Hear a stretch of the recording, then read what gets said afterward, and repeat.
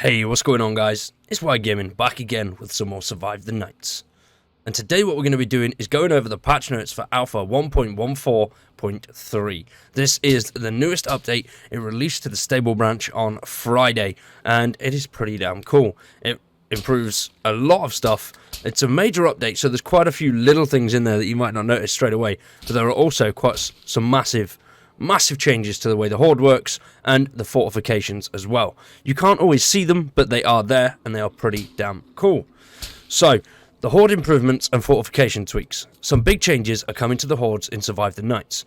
Wrapped up in the Horde changes, you'll find Fortification Improvements. Our original concept for Survive the Nights was focused heavily on structure fortifications. The original spark and idea for the game itself stemmed from Call of Duty's Nazi Zombies mode. James and myself were fixated on this mode and the ability to add planks to structures and the feeling of holding down a building, repairing entry points, and keeping the hordes at bay whilst doing your best to kill them and survive is still super appealing to the team and something we aim to deliver in the up and coming builds. There are a few core changes in the works. The player will now find as they advance through the zombie hordes that not only do the numbers increase, but their strength does too. We made all fortifications stronger, around 3 times stronger than previous implementations. Increasing zombie difficulty aims to alleviate the issues where players take advantage of pinch points. Pinch points like staircases or narrow halls. This renders the game loop useless. It also makes fortifications pointless. The up-and-coming changes and improvements aim to fix these issues. We've made fortifications useful again. Players can now take advantage of boarding up a structure. Doing so will actually hold back zombies, and zombies will not instantly gain access. The player should really have an opportunity to stand their ground now. We've upped ammo spawns as well, making shoot to kill way more viable. Along with changes, zombies hordes will no longer be skippable, and we never intended them to be. Survive the Nights has always been about fighting zombies, and now the player will be able to properly do so. Now, it's really cool. I have played the update. It's awesome. There's a lot of funky changes in there. I do love the way now that the hordes are a lot harder, and fortification, you can fortify just an open area now a lot more than what you used to be able to. Same as like buildings, so obviously placing the planks on the windows and all that kind of stuff, but also just placing the actual barriers out in the open and creating yourself a fortification really works well now, whereas before they would bust through those fortifications in a matter of minutes. Now that doesn't happen, so it does make it a lot more fun. Alongside that, we have some fire improvements, and we found via feedback and simply watching players that our UI can occasionally be unnecessarily cumbersome. James has spent time this week improving fire mechanics across the board. Hearths, campfires, barrels and stoves. He's completely removed the UI and the need for a UI. The system is far more fluid and simple. The player only has to aim at a fire source and press E to add wood. Pretty damn cool. Improved rain and weather performance. Andre spent some time in this build tweaking and improving both the look of weather effects and their performance on clients and servers. Rain particles have now been updated, optimized, and rain emissions on lower quality settings have been adjusted for better performance, among other changes. The results are rather pleasing, and the rain particles themselves look far more realistic and impact performance significantly less. Pardon me, sorry. Continuous placement crash. Now this is something that I've covered before as well. It's really annoying, but it has been fixed, which is absolutely amazing. It's basically where you place like 3 or 4 of the same item in one and then your game crashes. That doesn't happen anymore, which is brilliant. Improved tree felling. Oh yeah, there's been a report or two about this. Something about trees perhaps flying off in like Falcon 9 when they're being chopped down. We've decided it's time to address the insane tree issues, and we'll begin to tweak things and get those trees falling properly in 1.14. Along with improving general mechanics behind the system, we'll introduce a totally badass chainsaw for quick tree felling and zombie mutilating. Just be sure to wear chaps, as chainsaws are very dangerous. Next up is the improved fortifications. Many of you have requested to add holes to doorways and ledges to fully braced fortifications like the plywood and tin walls. Andreas spent some time modelling up steps for these barricades, and the results were a lot of fun. You'll also notice walls without steps now have shooting slot just above the centre support. The improved visibility and ability to shoot without damaging your own fortification really improves and the practicality of these fortifications. And trust me, it really does. It makes things so much easier. And you can go nuts with them now. You can actually plop them down, go a bit nuts, have a load of fun. And alongside this as well, they've added quick play. The game is fun, but it's a lot more fun with other players. James has spent time balancing and tidying up the main menu, and a lot of these issues people seem to encounter with Survive the Nights are solo and hosting issues. Rarely do people who jump into the game and immediately into the top server have major performance issues or gameplay issues in general. Solo can be doable with the sister requirements currently, resulting in less than ideal performance. Hosting at this time is really for the more advanced user. Port forwarding and open being requirements the average Joey Bag of Donuts just doesn't have time for. The introduction of quick play feature should alleviate some of the broader and more generalized issues. It's also a fantastic way to experience the game, especially for the first time. Being able to open up STN, simply hit one button, and join the most populated server is simple and requires no actual effort. You're instantly into the action. Solo and hosting options have not gone anywhere. You'll find solo in the host tab now.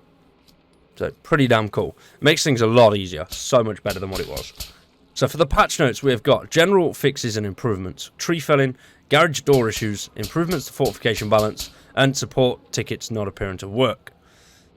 Then for the next one, we've got user reports can now be submitted, missing garage doors on under development building in Union Point now rendering, commercial generators visible, and electric garage doors no longer disabled at close range, hordes and zombies, reduced zombie amounts by 10%. Horde zombies can no longer be fled.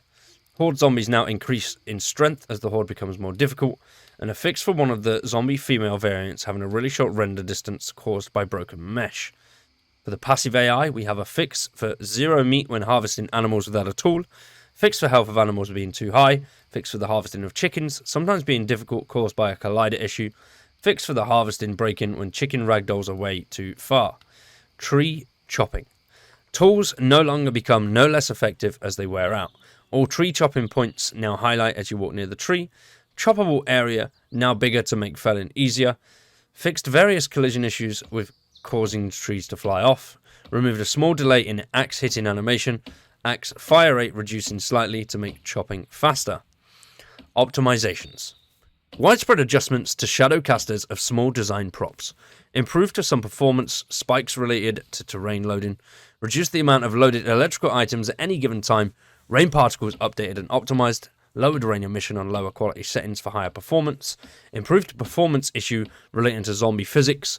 Sound dampening optimizations. Small vegetation optimizations on low quality settings.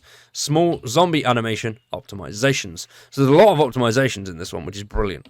The more optimizations we've got, the better the game will be on those lower end PCs. Item placement. Fix for small drops falling through objects when placing and dropping them. Fixed issues where continuous placement mode would crash game client. Changed continuous placement so it only happens for drops where it should be the desired behavior. Placement mode no longer breaks when moving too far from the initial place. Fortifications. Fortifications are now 3 times more effective. Replaced wooden fence barricades with 2 new variants, one with a viewing platform on the back edge and the other with a hole for shooting through. Replaced metal fence barricades with the same 2 new variants. Also added a quick play feature, joins the most relevant server and can be also used to rejoin previous sessions.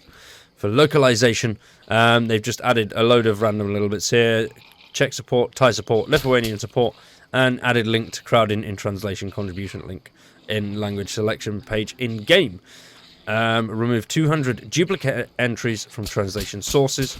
Further improvements to follow. Quality of life. We like the QOLs. We love the QOLs. QOLs are absolutely beautiful.